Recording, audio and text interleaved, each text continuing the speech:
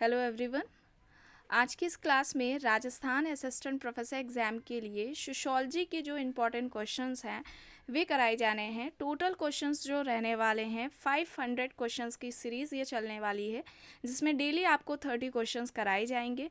Class start हुए इससे पहले आप सभी इस वीडियो को ज़्यादा से ज़्यादा लोगों के साथ शेयर ज़रूर कर दीजिए। अगर आप नेट जेआरएफ पीजीटी जीआईसी या फिर असिस्टेंट प्रोफेसर एग्ज़ाम की तैयारी कर रहे हैं सोशियोलॉजी से, तो इस चैनल के साथ जुड़कर यहाँ से आप अपनी स्टडी को कंप्लीट कर सकते हैं। प्लेलिस्ट में उन सभी वीडियोस के फोल्डर्स आपको मिल जाएंगे, आप वहाँ से उन वीडियोस को देख सकते हैं। इससे पहले एक क्लास हो चुकी है, उसका फ़ोल्डर आपको प्लेलिस्ट में मिल जाएगा। जितने भी चैनल से नए लोग जुड़े हैं वे सभी फ़ोल्डर चेक कर लीजिएगा, वहाँ से आपको क्लासेस मिल जाएंगी। चलिए, यहाँ तक हो गया था, स्टार्ट करते हैं। प्रश्न है, किसने परिभाषित किया है कि सांस्कृतिक सकुल सांस्कृतिक तत्वों का समग्र समूह है? विकल्प में Tylor, Wissler, Sutherland and Woodward यहाँ पर दिए गए हैं। सही क्या हो जाएगा? सांस्कृतिक सकुल सांस्कृतिक तत्वों का समग्र समूह है, किसका कहना है? और संस्कृति यानी कि कल्चर, इसे भी कंप्लीट कराया जा चुका है। संस्कृति से संबंधित सभी अवधारणाओं को उन क्लासेस में बताया गया था। सांस्कृतिक तत्व किसे कहते हैं, सांस्कृतिक सकुल किसे कहते हैं, ये सब कराया जा चुका है। तो जितने भी चैनल से नए लोग जुड़े रहे हैं, अभी तक जितने भी कॉन्सेप्ट कंप्लीट कराए गए हैं, सभी का फोल्डर बना दिया गया है। प्लेलिस्ट में आपको सारे फोल्डर्स मिल जाएंगे, आप वहाँ से कॉन्सेप्ट अपना कंप्लीट कर सकते हैं। यहाँ पर सही होगा option C, Sutherland and Woodward. ठीक है, Sutherland and Woodward, option C यहाँ पर राइट आंसर हो जाएगा। अच्छा, एक प्रश्न आता है कि किसने समाज के सदस्यों की जीवन विधि कहा है? संस्कृति को लेकर कि संस्कृति को किसने समाज के सदस्यों की जीवन विधि कहा है? तो लिंटन ने कहा है। लिंटन ने संस्कृति को समाज के सदस्यों की जीवन विधि कहा है, और रेडफील्ड ने संस्कृति को जीवन शैली कहा है। समाज के सदस्यों की जीवन शैली है, ठीक है, ये किसने कहा है? रॉबर्ट रेडफील्ड ने कहा है। इसके अलावा संस्कृति की बात की जाए तो संस्कृति सीखी जाती है, मानव निर्मित होती है, हस्तांतरित होती है पीढ़ी दर पीढ़ी, मानव आवश्यकताओं की पूर्ति करती है। यहाँ तक मेलानोव्स्की का ये भी कहना था कि संस्कृति मानव आवश्यकताओं की पूर्ति का साधन है। उन्होंने साधन बता दिया कल्चर को। चलिए आगे देखते हैं। प्रश्न है, किसका तर्क है? लोगों के जीने का ढंग ही संस्कृति है। Robert Lowie, Majumdar and Madan, David Bidney, Robert Pattinson. लोगों के जीने का जो ढंग है वह ही कल्चर है, या किसका कहना है? यहाँ पर सही होगा Majumdar and Madan. Majumdar and Madan B होगा यहाँ पर सही। चलिए आगे देखते हैं। प्रश्न है, सांस्कृतिक केंद्र की अवधारणा विकसित की? Wissler, P Horton, Ralph Linton, Robert Park. सांस्कृतिक केंद्र की अवधारणा किसकी है? यहाँ पर सही हो जाएगा विस्लर। विस्लर की यह अवधारणा है, ऑप्शन ए हो जाएगा यहाँ पर राइट। प्रश्न है, निम्न में से किसने सांस्कृतिक संरचनावाद की अवधारणा विकसित की? Levi Strauss, Anthony Giddens, Peter Bourdieu, Nadel. सांस्कृतिक संरचनावाद की अवधारणा किसकी है?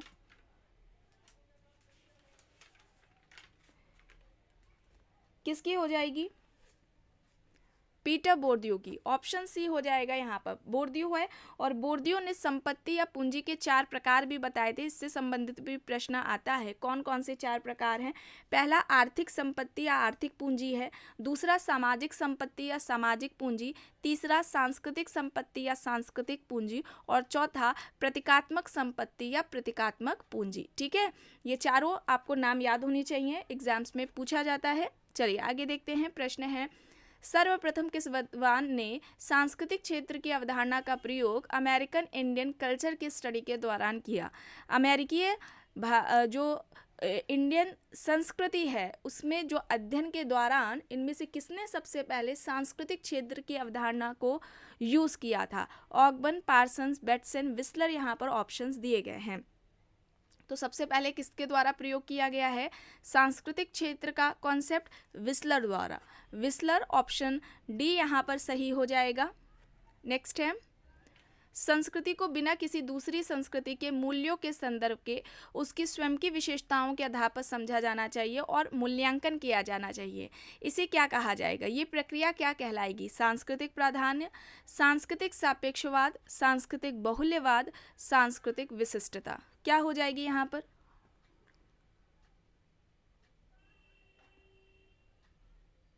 सही विकल्प क्या होगा यहाँ पर? सांस्कृतिक सापेक्षवाद होगा। ठीक है, सांस्कृतिक सापेक्षवाद होगा। ऑप्शन बी यहाँ पर सही हो जाएगा, बी यहाँ पर राइट होगा। और इसके ठीक अपोजिट क्या होगा, किसे कहा जाएगा, नृजाति केंद्रवाद की अवधारणा होती है जो कि समनन ने दी थी, जिसमें किसी भी दूसरी संस्कृति की, जब हम दूसरी संस्कृति का अध्ययन करते हैं तो हम अपनी संस्कृति के जो मानक मूलदंड हैं उनको अपनाते हैं, तब हम अध्ययन करते हैं और ये पाते हैं कि हमारी जो संस्कृति है वो बेस्ट है और दूसरी संस्कृति क्या है, वो निम्न कोटि की है। ये ठीक इसके अपोजिट है सापेक्षवाद के।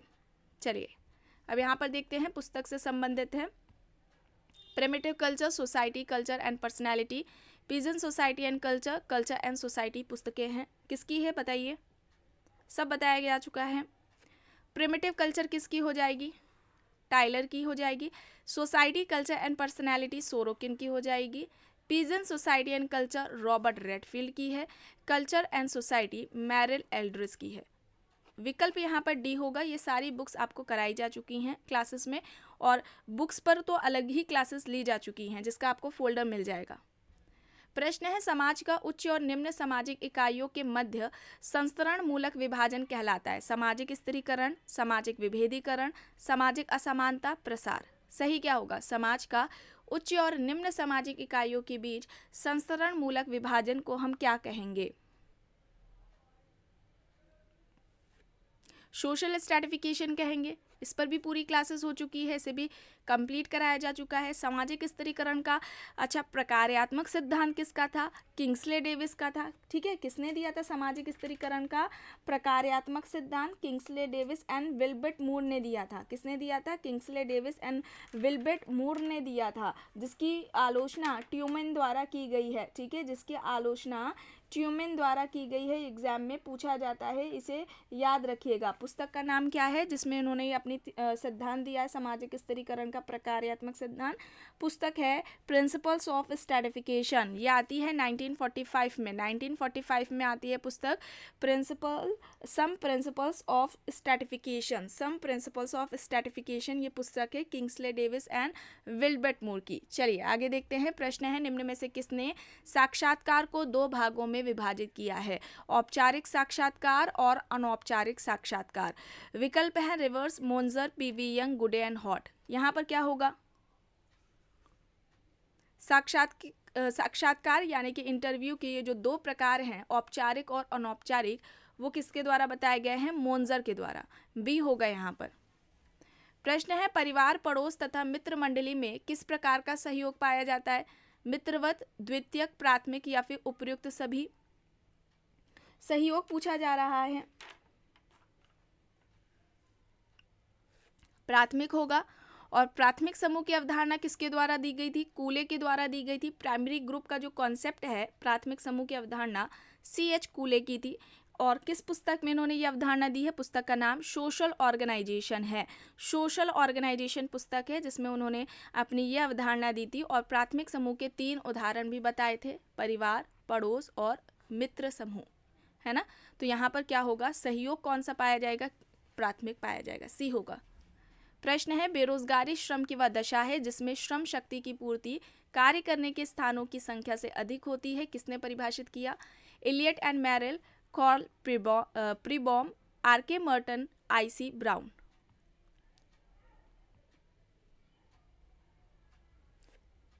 बी होगा। ठीक है, कार्ल प्रीबॉम होगा, बी होगा यहाँ पर।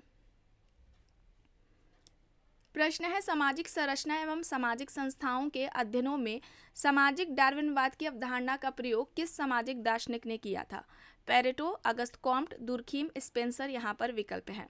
सामाजिक संरचना एवं सामाजिक संस्थाओं के अध्ययनों में सामाजिक डार्विनवाद की अवधारणा का प्रयोग किसने किया है, स्पेंसर। और स्पेंसर सामाजिक डार्विनवादी विचारक भी कहलाते हैं। ठीक है, डी होगा यहाँ पर। और इन्होंने सामाजिक संरचना की अवधारणा सबसे पहले इस अवधारणा का प्रयोग किया था। और जो सामाजिक संरचना है इसकी तुलना मानवीय शरीर से भी की थी। समाज के 2 प्रकार बताए थे, सैनिक समाज या शिकारी समाज, और दूसरा औद्योगिक समाज। ये भी इंपॉर्टेंट है, इसे भी याद रखिएगा। सामाजिक डार्विनवाद भी हर्बर्ट स्पेंसर को कहा जाता है। प्रश्न है, लर्नर ने भारतीय समाज में हो रहे परिवर्तनों के लिए पश्चिमीकरण की अपेक्षा आधुनिकीकरण को अधिक पसंद किया है। निम्न कारणों में से कौन सा कारण उनमें नहीं है? पश्चिमीकरण एक संकुचित व सीमित अवधारणा है। पश्चिमीकरण केवल पश्चिम के प्रभाव का परिचायक है। यह एक स्थानीय लेबल है। इसमें विदेशी संरक्षण का भाव उत्पन्न नहीं होता।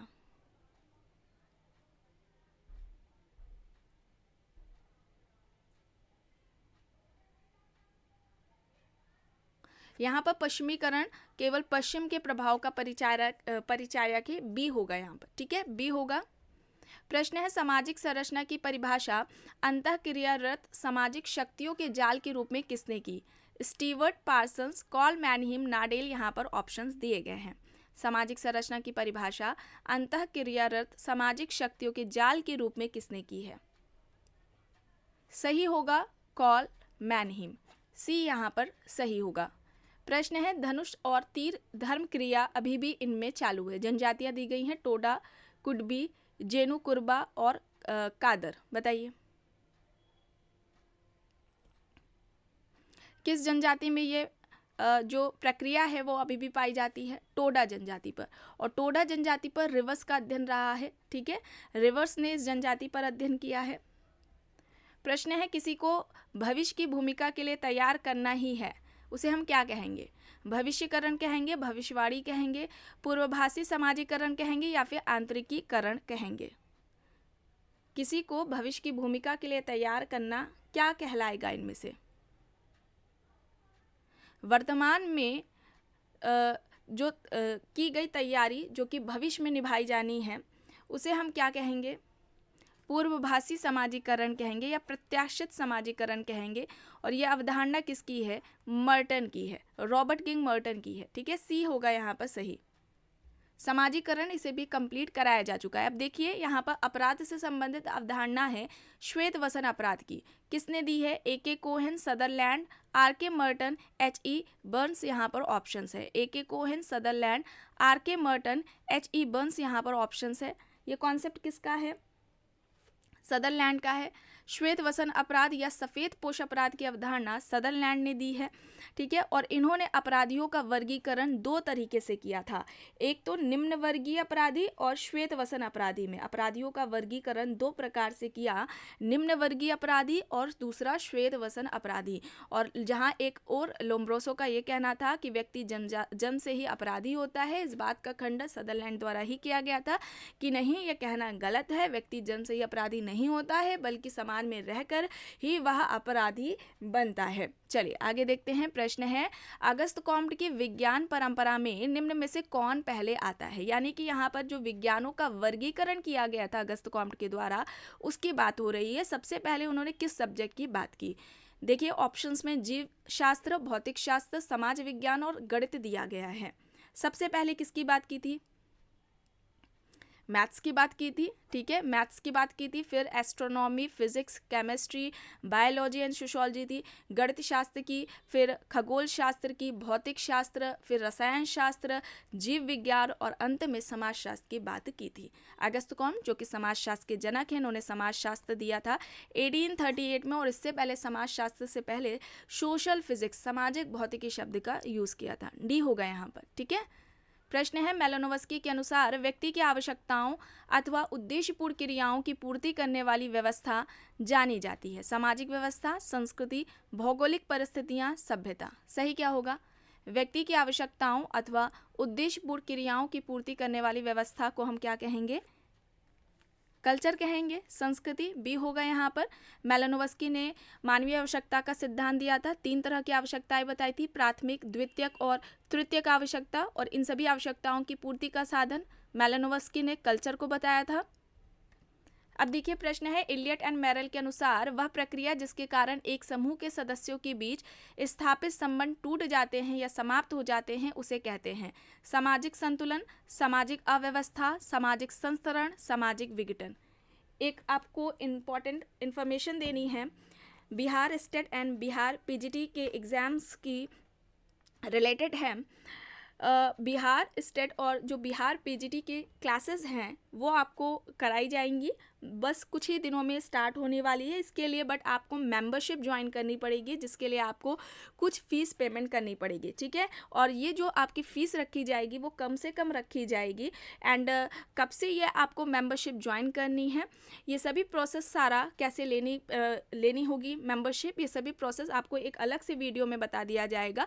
एंड ये जो क्लासेस होंगी उन क्लासेस में टोटल 1000 क्वेश्चंस कराए जाएंगे। ये आपके इम्पॉर्टेंट कॉन्सेप्ट से रिलेटेड होंगे, इम्पॉर्टेंट कॉन्सेप्ट से जुड़े हुए प्रश्न कराए जाएंगे उन क्लासेस में, और साथ ही वहाँ पर जो इम्पॉर्टेंट फैक्ट्स हैं, महत्वपूर्ण तथ्य हैं, उनको भी उन क्लासेस में बताया जाएगा, ठीक है। तो आप सभी बस तैयार रहिएगा क्लासेस के लिए, कुछ ही समय में ये स्टार्ट हो जाएगी।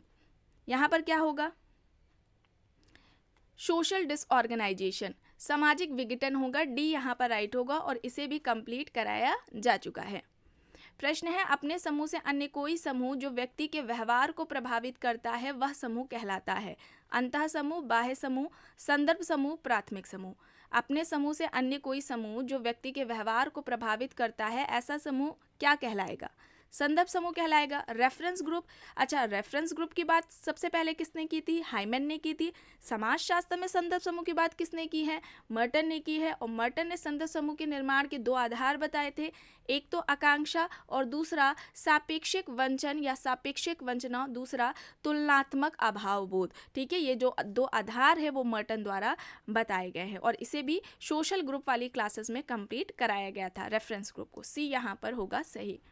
प्रश्न है, जब कभी 2 या 2 से अधिक व्यक्ति एकत्रित होकर एक दूसरे पर प्रभाव डालते हैं तब वे एक समूह की रचना करते हैं। यह कथन किसका है? विलियम्स, सैडरसन, ऑगबर्न एंड निमकॉफ, सापिर यहाँ पर ऑप्शंस दिए गए हैं। सही क्या हो जाएगा? इस तरीके से समूह को किसने परिभाषित किया है? ऑगबर्न एंड निमकॉफ ने। सी होगा, ठीक है, ऑप्शन सी यहाँ पर राइट होगा। प्रश्न है, प्राथमिक समूह मानव स्वभाव की पोशिका है, इस विचारधारा को किसने प्रतिपादित किया? Sumner, Cooley, MacIver and Page, Bogardus यहाँ पर ऑप्शंस हैं। प्राथमिक समूह को मानव स्वभाव की पोशिका किसने कहा है? कूले ने। प्राथमिक समूह की अवधारणा कूले द्वारा दी गई थी। सोशल ऑर्गेनाइजेशन में यह कॉन्सेप्ट दिया गया था, ठीक है। और प्राथमिक समूह के 3 उदाहरण परिवार, पड़ोस और जो मित्र समूह है वो कूले ने बताया था। बी यहाँ पर राइट होगा, कूले। प्रश्न है, किसने प्रसिद्ध पुस्तक किनशिप ऑर्गेनाइजेशन इन इंडिया लिखी? हट्टन, इरावती कार्वे, मजूमदार, गुहा यहाँ पर विकल्प हैं। किनशिप ऑर्गेनाइजेशन इन इंडिया किसकी है? इरावती कार्वे की। इरावती कार्वे, ऑप्शन बी यहाँ पर राइट होगा। और इरावती कार्वे ने जाति व्यवस्था की 2 महत्वपूर्ण विशेषताएं बताई थी, एक तो जो परंपरागत व्यवसाय है और दूसरा अंतर्विवाह। परंपरागत व्यवसाय और अंतर्विवाह, ये जाति व्यवस्था की 2 मुख्य विशेषताएं इरावती कार्वे ने बताई थी, याद रखिएगा, इंपॉर्टेंट है।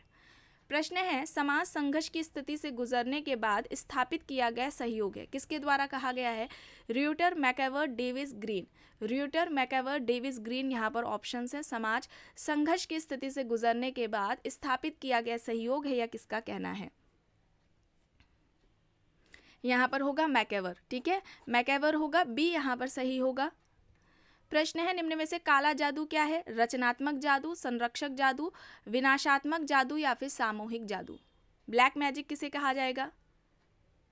ब्लैक एंड वाइट मैजिक का जो कॉन्सेप्ट है किसका है? काला जादू, सफ़ेद जादू, मेलानोवस्की का। सफ़ेद जादू दूसरों की भलाई, दूसरों की अच्छाई को लेकर किया जाता है, और काला जादू दूसरों को जो दूसरों को कष्ट पहुंचाने के लिए, हानि पहुंचाने के लिए किया जाता है। तो यहाँ पर ये विनाशात्मक जादू होगा, सी यहाँ पर राइट होगा। अब देखिए यहाँ पर प्रश्न क्या कह रहा है कि किस विचारक ने यह धारणा प्रतिपादित की कि जनसंख्यात्मक घनत्व सामाजिक उद्विकास का एक अत्यधिक महत्वपूर्ण निर्धारक है? पार्सन्स, दुर्खीम, सीमेल, प्लेटो यहाँ पर ऑप्शंस है। जनसंख्यात्मक घनत्व सामाजिक उद्विकास का एक अत्यधिक महत्वपूर्ण निर्धारक है, या किसका कहना है? दुर्खीम, बी यहाँ पर सही होगा। दुर्खीम की अवधारणाओं की बात की जाए तो सामाजिक श्रम विभाजन का सिद्धांत था इनका, धर्म की उत्पत्ति का सामाजिक सिद्धांत दिया था, सामूहिक प्रतिनिधित्व या सामूहिक प्रतिनिधान की अवधारणा इनके द्वारा दी गई है, टोटेमवाद की अवधारणा इन्होंने दी हुई है, आत्महत्या का सिद्धांत भी इनका ही है, ठीक है। ये जो आपको अवधारणाएं सिद्धांत बताएंगे हैं दुर्खीम के हैं, इन्हें याद रखिएगा, प्रश्न अवधारणाओं से संबंधित भी पूछा जाता है।